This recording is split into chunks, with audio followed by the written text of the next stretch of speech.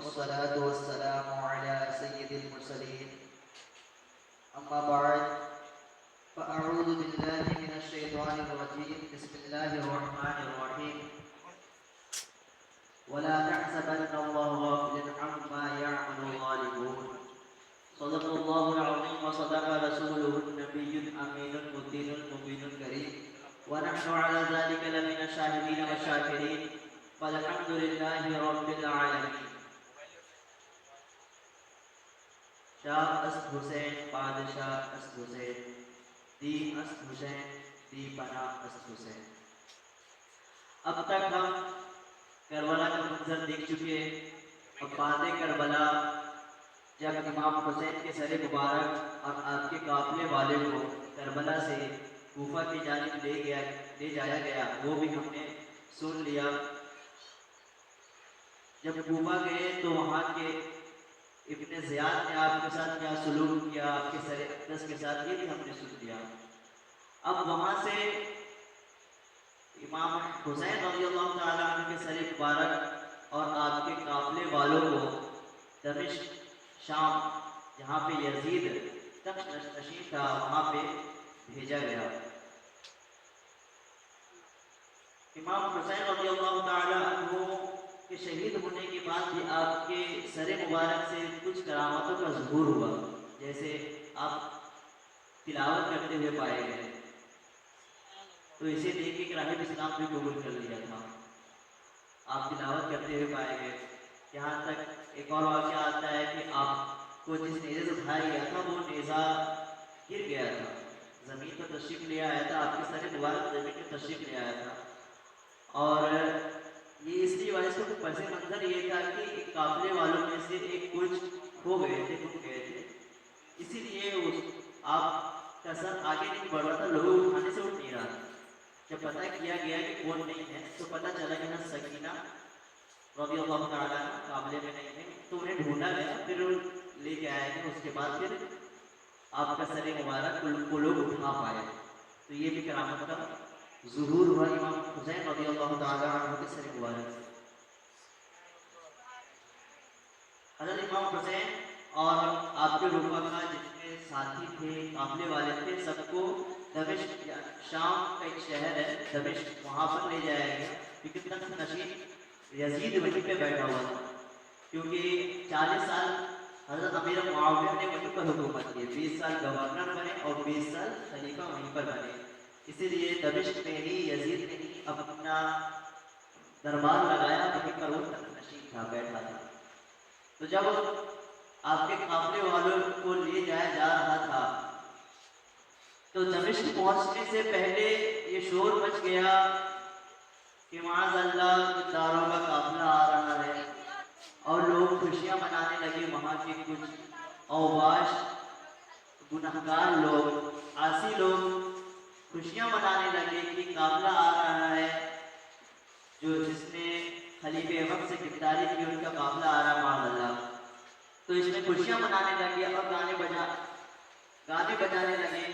اس time ایک بزرگ حضرت سہل بن سعد یہ رضی اللہ تعالیٰ عنہ صحابی رسول تھے. یہ شام میں تجارت کے گھر سے گئے تھے.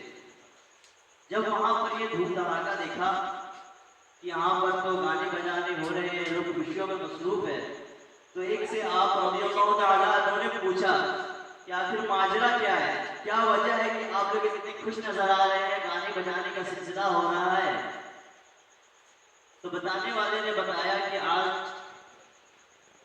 عراق کی سرزمین پر کربلا کے میدان میں نماز رسول اور ان کے رفقا کو شہید کر دیا گیا, تو ان کا سر مبارک یزید کی بارگاہ میں پیش ہونے کے لیے آ رہا ہے.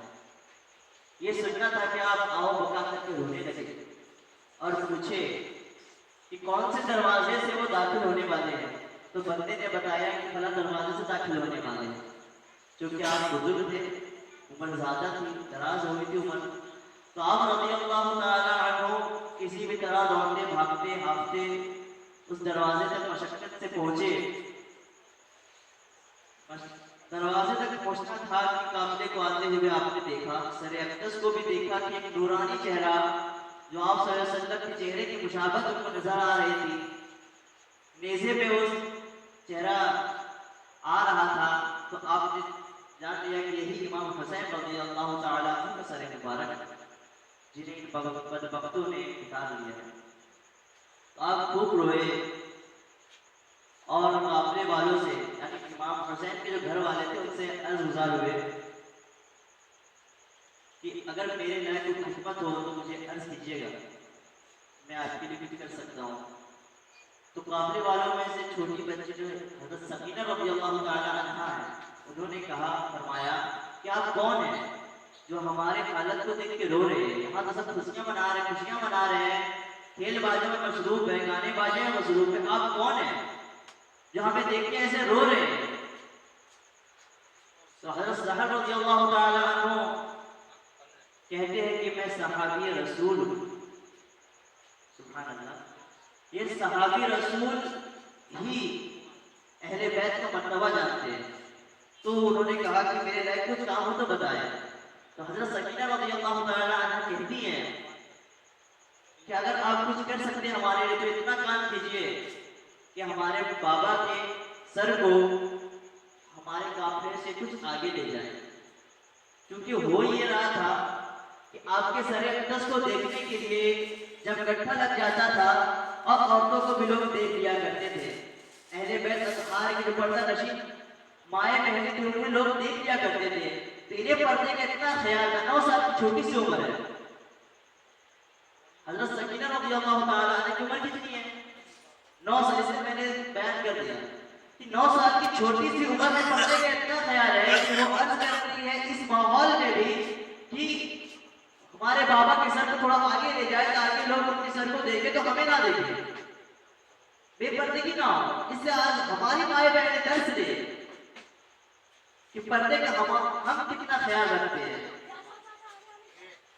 ہم کتنا اپنے پردے کا خیال رکھتے ہیں، اپنے عضو کو چھپاتے ہیں، اپنے سروں کو چھپاتے ہیں، اپنے بالوں کو چھپاتے ہیں۔ ہماری یہ عورتیں پردہ نشین بہنیں ہمارا یہ خیال رکھیں، اس بات کو دھیان دے، اس بات سے سبق لے کہ 9 سال کے اہل بیت والے کا کیا جذبہ تھا، کیا سوچ تھی، کیا فکر تھا اپنے بارے میں، اور آج ہم ہیں، ہمارے گھر کی عورتیں ہیں، انہیں کیا فکر ہے پردے کے بارے میں۔ اس بات کا درس ہے۔ واقعہ کربلا صرف ہمیں واقعہ نہیں بتاتا ہے، ہر موڑ میں درس ہے، لینے والا ہی چاہیے۔ اگر لینے والا ہو تو ہر موڑ میں درس لے، نہ لینے والا ہو تو ہر سال اس طرح سن کے وہ ہٹا دیتا ہے۔ تو اس سے ہمیں بھی چاہیے کہ ہم اپنے گھر والوں کو پردے کا درس دیں اور انہیں کہیں کہ پردہ میں رہے، پردے میں رہے، پردے میں رہے۔ جو گھر والا اپنے محرم کے بے پردہ ہونے سے اس کا دل کھلتا نہیں ہے، ان سے دیوس کہتے ہیں۔ دیوس کسے کہتے ہیں؟ جو اپنے گھر فیملی، ماں، بیٹی، بیوی، کوئی بھی محرم وہ گھر سے بے پردہ جاتے ہوئے دیکھتے ہیں اور ان کا دل نہیں کھلتا ہے، یا انہیں روکتے نہیں ہیں، انہیں ڈانٹ ڈپٹ نہیں کرتے ہیں، تو ایسے لوگ کو دیوس کہا جاتا ہے، اور دیوس جنت میں نہیں جائے گا۔ اللہ اکبر۔ تو ہمیں اس بات کا خیال رکھنا چاہیے کہ ہم نے جہاں تک ہو سکے وہاں تک اپنی ماں، بیٹی، بہنوں کو پردے کا حکم دے۔ جب بھی گھر سے باہر نکلے پردے کا حکم دے، گھر میں بھی رہے تو بھی پردے کا حکم دے۔ اولاً یہ کہ گھر سے باہر تو اکیلے جانے نہ دے۔ سفر کرنا یہ عورتوں کو جائز نہیں، حرام ہے، اکیلے بغیر محرم کے۔ محرم مطلب یا تو باپ ہونا چاہیے، یا تو بیٹا ہونا چاہیے، یا تو شوہر ہونا چاہیے، یا تو بھائی ہونا چاہیے۔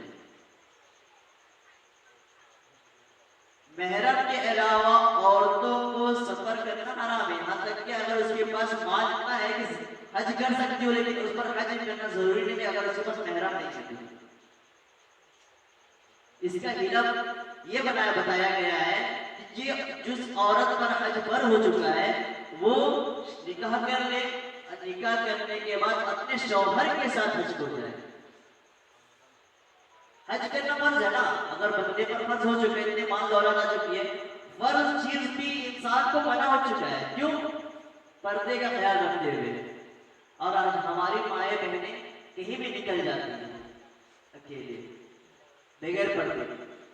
اللہ ہمیں کیا درس دے رہا ہے، ہم کیا درس دے رہے ہیں.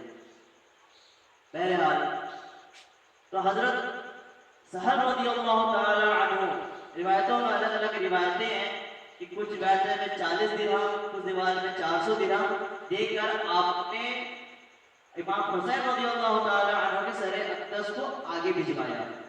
وہاں کے جس کے ہاتھ میں وہ خنجر تھا اس کو پیسہ دیا گیا کہ آپ آگے چلے جائیں، ان کے ساتھ نہ رہیں، تاکہ ادھر لوگ کا جماؤ نہ ہو اور یہ لوگ کوئی دیکھے نہیں تو بے پردگی نہ ہو. تو یہ ہو گیا. تو اس کے بعد پھر یزید کی کیا بولتے ہو، بارگاہ بولو، یزید پلید کے پاس انہیں لے گیا گیا. تو آپ حضرت امام حسین کے رضی اللہ تعالیٰ کے سر اقدس کو ایک کشت میں، ایک حال میں لے جایا گیا اور اس کے پاس رکھا گیا. تو وہ دیکھ کر اس کی پکاری دیکھیے اور رونے لگا. یا امام حسین یہ کیا ہو گیا آپ کے ساتھ؟ اگر آپ کا معاملہ میرے ساتھ پیش آتا تو آپ کو کبھی بھی قتل نہیں کرتا. وہ ابن زیاد کو گالیاں دینے لگا کہ اس نے غلط کیا، میں نے اس کی حکم نہیں دیا تھا.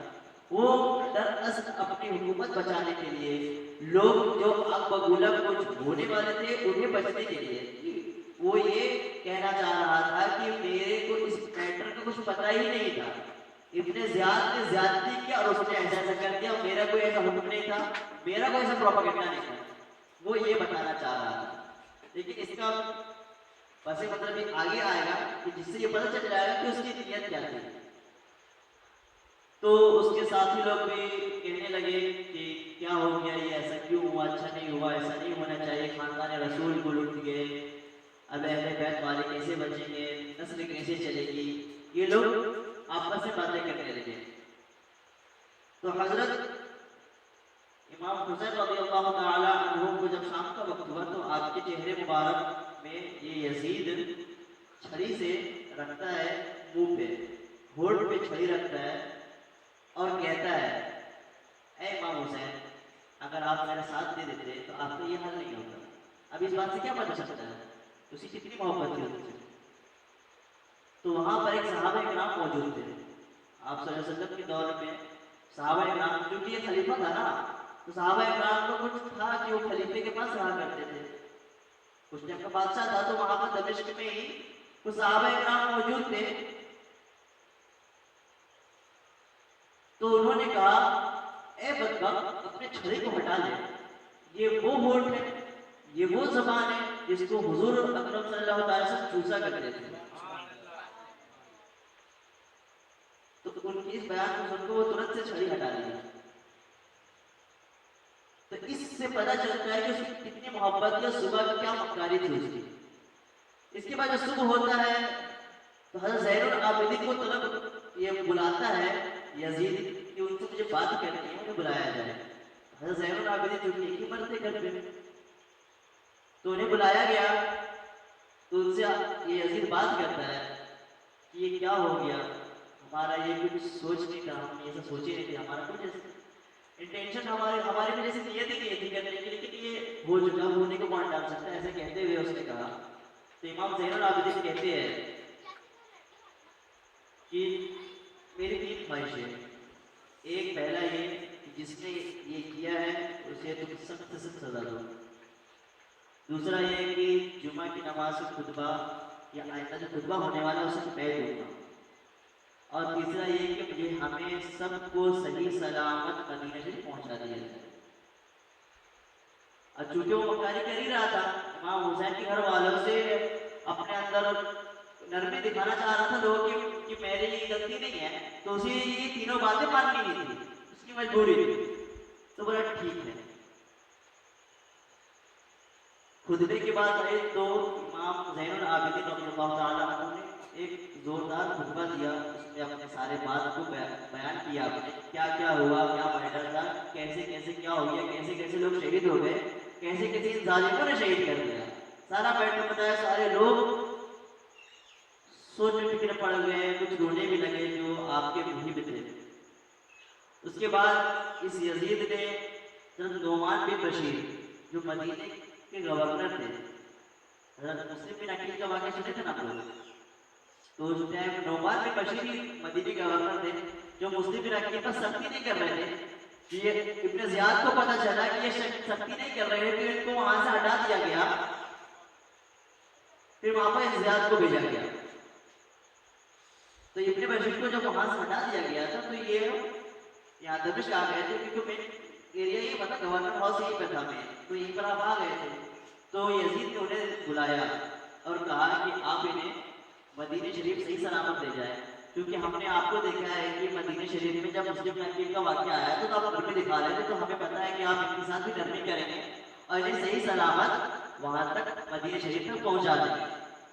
تین کی ڈیوٹی لگائی تو دو ان کے وہ پوری کیا، لیکن وہ تیسرا کام نہیں کیا پورا. ابن زیاد کو بھی سزا نہیں دیا، ابن سعد کو بھی سزا نہیں دیا، کچھ نہیں کیا. پھر حضرت نعمان بن بشیر حضرت امام حسین کے سر اقدس اور رفاقہ کو ساتھ لے کر مدینہ شریف کے لیے روانہ ہوتے ہیں. راستے میں بہت عزت افزائی کرتے ہیں وہ، کیونکہ وہ اہل بیت کے محب تھے.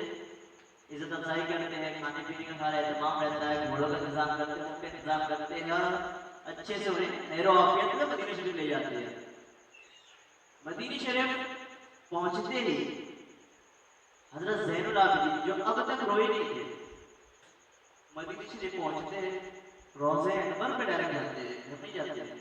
سارے قافلے والے ڈائریکٹ روضہ انور کے پاس جاتے ہیں اور وہاں پہنچتے ہی اپنی داستان بیان کرتے ہیں رو رو کے کہ آپ کی امت نے یہ کیا کر دیا، ہمارے بابا کو ہم سے چھین لیا، ہمارے چچا کو ہم سے چھین لیا، ہمارے بھائیوں کو ہم سے چھین لیا، حضرت قاسم کو ہم سے چھین لیا. سارا داستان بیان کرتے ہیں اور روتے ہیں. تو مدینہ شریف والے جتنے تھے وہاں پر وہ بھی کافی روتے اور رکا کرتے ہیں یہ کیا ہو گیا امام حسین کے ساتھ. کہ کافی تعظیم و توقیر کرتے ہیں، ویسے انہیں اپنے گھر لے جایا جاتا ہے. تو یہاں سے اب زین العابدین اپنی زندگی کو آگے اسٹارٹ کرتے ہیں نئے سرے سے.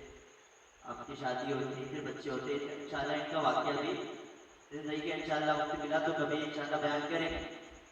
یہاں بتانا یہ ہے کہ خیر و سلامتی کے ساتھ انہیں مدینہ شریف پہنچا دیا گیا، لیکن یہاں تک بس نہیں تھا. 1 یا 2 سال، روایتوں میں آتا 2 سال یا کچھ روایتوں میں آتا 1 سال بعد یزید نے مدینہ شریف میں حملہ کر دیا. کیوں؟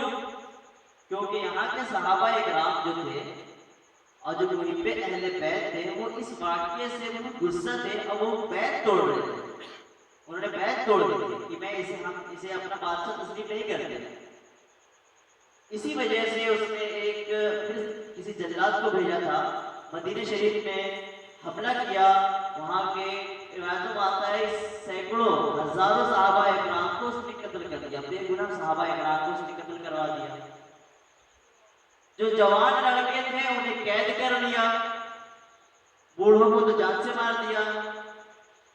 عورتیں تھی ان کے ساتھ بھی ظلم و زیادتی کی گئی، بچوں تک کو قید کر لیا گیا. یہ اس کے ستم تھے یزید کی. اس کے بعد یہاں تک بھی اس کی نہیں رہی تو روضہ انور کے پاس گھوڑے باندھا. مسجد نبوی میں 3 دن تک نماز نہیں ہوئی.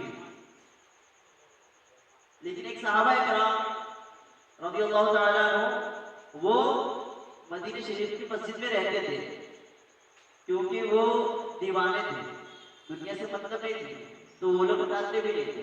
لیکن 1-2 دن بعد انہیں بھی قید کر لیا، لیکن پھر مجنون سمجھ کے دیوانہ سمجھ کے انہیں چھوڑ دیے تو وہ اکیلے نماز پڑھتے تھے. تو مدینہ شریف میں اس نے ایسی زیادتی کی، گھوڑوں کو مدینہ شریف جو مسجد نبوی وہاں بنوایا، گھوڑے وہاں پر عید کیا کرتے تھے. مسجد آلودہ ہو گئی تھی، ہر پاکیزہ چیز کو ناپاک کر رہا تھا، شراب خوری عام کر دیا تھا، سب اپنی بہنوں سے نکاح کر رہے تھے. اس نے بھی جائز کا فتویٰ دے دیا تھا، قاضیوں کو اس نے ہاتھ میں لے لیا تھا. اس کے حساب سے لوگ قاضی فیصلہ کرتے تھے. یہ کہتا تھا ایسا کرو تو ایسا کرتے تھے. شراب نوشی عام ہو گئی تھی، جوئے کے اڈے عام ہو گئے تھے. لوگ گناہوں کو گناہ نہیں سمجھتے تھے، نماز کی پابندی ہٹ گئی تھی، حج کو اس نے رکوا دیا تھا۔ اس کے مدینہ شریف میں حملہ کرنے کے بعد یہی تک اس کی بس نہیں ہوئی، یہ پھر مکہ شریف میں بھی حملہ کرنے کے لیے ایک لشکر کو بھیجا۔ تو چونکہ وہاں پر بہت بڑے صحابہ اکرام تھے، تو حضرت عبداللہ بن زبیر رضی اللہ تعالی عنہ وہاں پہ اس کے خلاف اٹھے، اور مکہ شریف کے لوگوں نے سب یزید سے بیعت توڑ کے ان کے ہاتھ میں بیعت کر دی، اور انہوں نے ایک لشکر کھڑا کر دیا مکہ شریف میں۔ جب یزید کا لشکر آیا تو ان دونوں لشکر میں مقابلہ ہوا، کئی دن تک یہ لڑائی چلی، جنگ چلا، پھر یہاں بھی اس نے کئی بے حرمتی کیے، یہاں تک کہ وہ ہارنے والا تھا لشکر۔ لیکن منجنیق کیا ہوتی ہے، ایک لکڑی کا بنا رہتا ہے جس میں پتھر کو ڈال کے پھینکا جاتا ہے، آگ کو ڈال کے پھینکا جاتا ہے۔ اس منجنیقی کی مدد سے اس نے کعبہ شریف کو بھی کافی نقصان پہنچایا، کعبہ شریف کی جتنا ایریا تھا سب میں پتھر بھر گئے، کعبہ شریف کا غلاف جل گیا معاذ اللہ، اور کئی سارے بے حرمتی اس کے لشکر نے، یزید کے لشکر نے کیا۔ 3-4 دن ہوا ہی تھا جنگ کو کہ خبر آ گئی کہ یزید مر گیا۔ جنگ کے دوران یہ خبر آئی کہ یزید مر گیا، تو حضرت زبیر، عبداللہ بن زبیر رضی اللہ تعالیٰ عنہ نے اعلان کیا کہ اے یزیدیوں، اب کیوں لڑتے ہو؟ تمہارا آقا تو مر گیا، اپنی موت کو پہنچا۔ تو ان لوگوں نے بھروسہ نہیں کیا، بلیو نہیں کیا، اور سوچا کہ ان لوگ غلط بات کہہ رہے ہیں، تو وہ جنگ میں رہے۔ 2 دن بعد دمشق سے ایک قاصد آیا، اس نے بتایا کہ یہ مر چکا ہے یزید۔